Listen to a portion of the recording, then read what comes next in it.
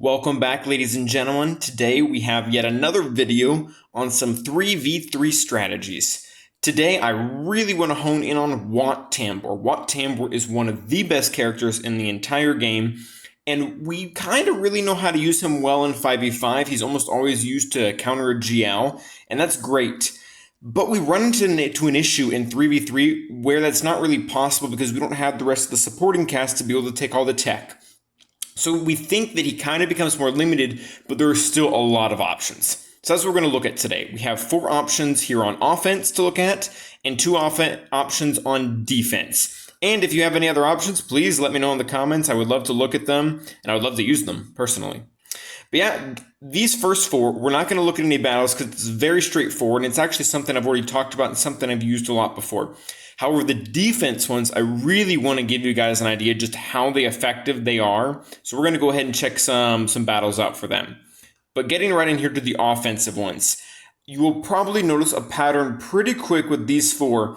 They all have a pretty similar setup. You have a tank, a very high defense tank. All these are really high defense tanks. This one's got crew. Wat Tambor, you're always going to throw the shield generator tech onto the tank. He's going to be perma-taunting. Even if they take it off, it's going to stay on forever. And then you're going to pass over the attack tech, to first order executioner. The reason why I've chosen these specific 4 comps, because the attacker has 2 specific qualities. 1, they have stacking damage. That is the case of first order executioner because of how his special works. Every time that he doesn't kill someone with the death sentence, he increases his overall max health by 20%. And when he does that, his max health gets factored in to his damage. It's based off of 5% of his max health. So he's going to keep stacking damage, so it doesn't matter how tanky the enemy is, he's eventually going to get through them, and he's eventually going to kill them. And when he kills them with Wat Tambor's tech, they also can't be revived. So I really like this team. It's also important to note that crew can remove taunt. So if you need to get past zombie, you can line those attack ups right. Stun zombie, rip the taunt off, go with first order executioner, kill one of the Night Sisters, and repeat the process until you win. This team right here is the exact same strategy. Wampa, it's a little more straightforward about how he stacks damage. Just this one right here, it gives him 40% stacking offense, which is awesome. And we're just going to do that enough. And also, you don't have to get around the tanks when it comes to Night Sisters because he has a pretty high power or pretty high damage AoE. And I've actually done this before. I've killed an Asajj on this AoE because he'll just stack damage so fast, especially the TM gain that he's getting from the tech. This team doesn't even need a leadership. Like, I've used it so much without a leadership. These latter 2 teams, they work a little bit differently, and I don't like them as much, but they're still good. They're going to have more issues against Night Sisters, and the reason why is they don't have any way of getting around zombie. And they don't have stacking damage, but they don't really need stacking damage because they have what are essentially annihilates. Nihilus has the annihilate move. It's been in the game for a long time now, very effective, just insta-kill. And Rex, after he takes about 10 or so turns, it has the same quality or the same type of action. However, like I said before, though, there is no way to get around the zombie tank. So if you're going up against a Night Sister team, this is not your team.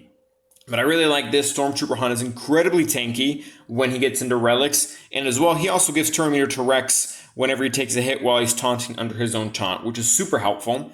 And as well, Old Ben, when people evade, they also get more turn meter. So there's lots of opportunity for turn meter and high damage with all 4 of these teams with Wat. But like I said, I really kind of prefer the first 2 as they have a lot more potential against Night Sisters, which I don't know about you guys, but I always see 2 Night Sister teams on defense, which is great.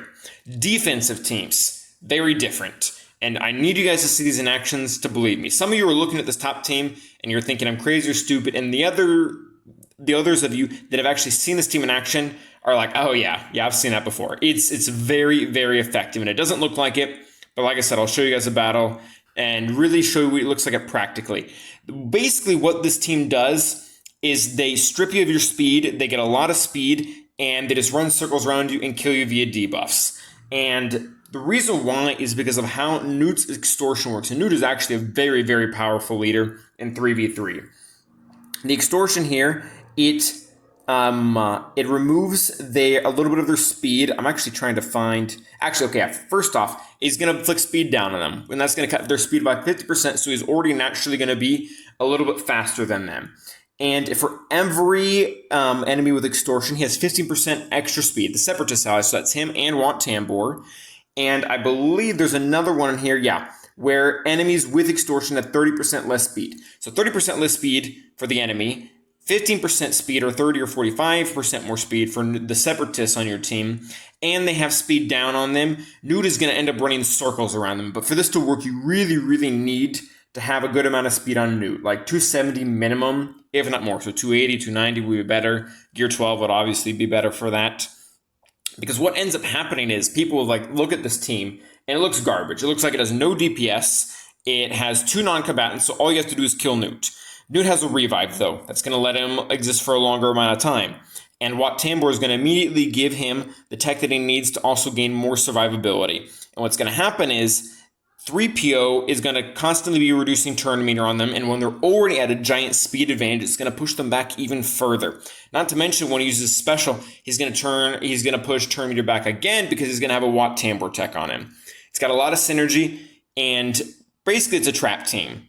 If someone brings in something really good against it, they're going to kill it every time. If they don't, they're going to lose, especially if they don't pay the extortion. And most people don't. Most people are just focused on getting that one kill with Nute and calling it a day. And let's go ahead and look at this team now, and we'll come back and we'll look at the Geonosian one. So what I've done here in Galactic War, since we don't have a sandbox mode, I have been testing this one just to kind of show you guys what this team will do against another team. And I realize there's 4 on the other side, but you'll get the idea all the same. So we'll go ahead and get in here. And first things first, they're going to throw the tank tech onto Nute. They're going to do that. That's fine. Doesn't matter. And then we're going to start pushing back turn meter by getting these other techs around. I'm going to go ahead and put the health tech over here. Taliesin will go ahead and do her thing. It's not a big deal. They will kind of get going. But what's going to happen is eventually they're going to get extortion on them, and they're just not going to be able to keep up. So we'll go ahead and put that on Asajj. And she's going to get her turn meter pushed back there. We'll go ahead and use this here. Push back turn meter again. Ooh, got the double stun. That's not great. And you guys are just going to see how this will slowly but surely just eat at the enemy team. They're already losing lots amount of speeds. Asajj chose not to cleanse, so now all 4 of them have it. And now let's go ahead and cleanse this. And I'm not going to go into this whole battle and finish it, but I just want to give you guys the idea of how incredibly annoying and how incredibly fast this is. And it most of the time won't even result in just a timeout. It will result in a full-out win, because a part of Nute's Zeta is that the enemies, when they're hit with a debuff, they lose a percentage of their health. So like I said, this becomes incredibly effective even against Ninth Sisters who have lots of revives. You're just constantly pushing back turn meter. You're constantly cutting their speed, and there's just really not a lot they can do about it. In the beginning, you want to cleanse extortion to kind of get things going. But if you choose not to cleanse extortion 1 or 2 times, that's it. Also, just look at the amount of dots that are popping up on all of them. Let's go ahead and use basic again, get another extortion out, and there's just no way for them to recover. We're getting them all so low, and eventually we can actually go ahead and pop the dots on everyone and kill the majority of them at once. There we go. There's that one. Let's go ahead and put this here. Nute's going to get his kill. We're going to get this. That should be another kill there. And boom. They just die. We're going to exit out of this because I want to test this with the Geo team as well. But that's essentially the idea, is you cut their speed entirely and you kill them with debuffs. And like I said, the big problem with this is the enemy is going to throw some junk at this thinking it's a Nute lead. All you have to do is kill him once. And even if they did kill me once, I would still be able to come back because of the revive. So the other team that you guys saw in there, and this one's pretty important as well, was a Geonosian team. And the reason why you might want to do this is because Geonosians just lose a lot of viability in 3v3 from 5v5, because how Spy's kit works and how his damage works is he builds off of buffs on his own team and debuffs on the other team. When you cut out 2 of the members, regardless of who they are, you're going to lose that. You're going to lose damage. You're not going to be able to one-shot Scion. It sucks. So you put Wat Tambor in here, and the really cool thing about this team with Wat Tambor is Wat Tambor can actually use all of his techs. because he's got 3 in total, but he can't use them on just 2 units. So what's always going to happen, Wat Tambor's first move always on defense is going to be to pass the tank tech over to the tank, which is great. That's awesome. That's what you want. He's going to be taunting no matter what they do. That's fine. I'm not saying he just has to use his team against Night Sisters, it's just the team I worked with. The next thing that Wat Tambor will always do is he's going to pass to whoever has the highest health and protection, the med pack, which of course is going to be GBA because Spy does not have that much. I'll just go ahead and do this. Doesn't really matter what we do. And then the next move that Wat Tambor is always going to do is going to pass the remaining tech to the last character, which is going to be Spy. Spy with the attack tech is incredibly deadly, especially against the normal counter for Geos, which is Treya. Because now he's going to be gaining more turns, he's going to be ignoring defense, and he's going to be preventing revives on his big hits, which means you can one-shot Scion, and you can take that win against the Treya team. We saw it before, they were getting revived, now they're not. And I didn't have hardly any buffs, and she didn't have hardly any debuffs. Not to mention that Wat Tambor also adds dots, and a lot of those at the same time can be really beneficial for Geo Spy.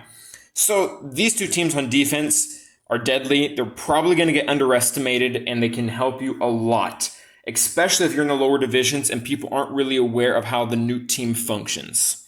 So that is going to be it for today, guys. Remembering Wat Tambor, really good character. If you have not invested in him, you need to. These 4 teams are really any variation of a tank with a damage dealer that's eventually going to kill, or these 2 specific teams here for defense. That's going to be it for today. As always, guys, stay awesome and good luck in your grand arenas.